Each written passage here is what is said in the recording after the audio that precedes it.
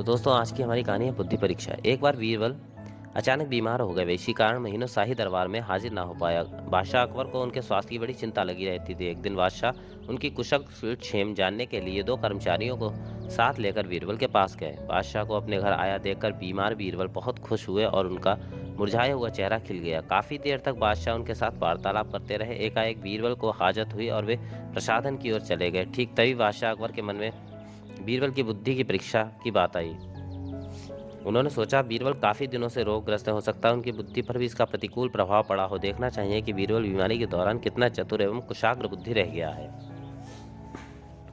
बीरबल की परीक्षा लेने के उद्देश्य से उन्होंने अपने साथ आए दोनों कर्मचारियों द्वारा बीरबल की चारपाई के चारों पायों के नीचे कागज के चार टुकड़े रखवा दिए तथा ऐसे मौन होकर बैठ गए मानो कुछ हुआ ही ना हो। बीरबल प्रसाधन से लौटे और चारपाई पर लेट गए। बादशाह ने बीरबल को इधर उधर की बातों में भटकाना चाहा, लेकिन बीरबल बादशाह के वार्तालाप करते समय इधर उधर ऊपर नीचे एवं दाएं बाएं नजर घुमाते रहे, मानो वे कुछ जानने समझने की कोशिश कर रहे हों।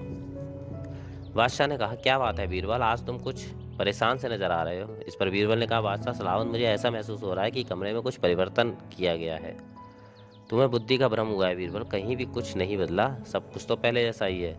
जी नहीं आलमपना, मुझे लगता है कि या तो मेरे घर की दीवारें कागज भर जमीन में धंस गई हैं अथवा मेरी चारपाई एक कागज भर ऊंची हो गई है।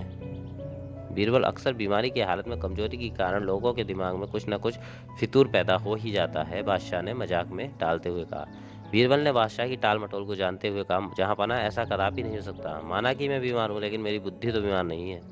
बादशाह अकबर बीरबल को पूर्णतः स्वस्थ देखकर तथा उनके बुद्धि कौशल को अपरिवर्तित पाकर बहुत खुश हुए तथा उन्होंने हंसते हंसते बीरबल के सामने सारी सच्चाई बयान कर दी।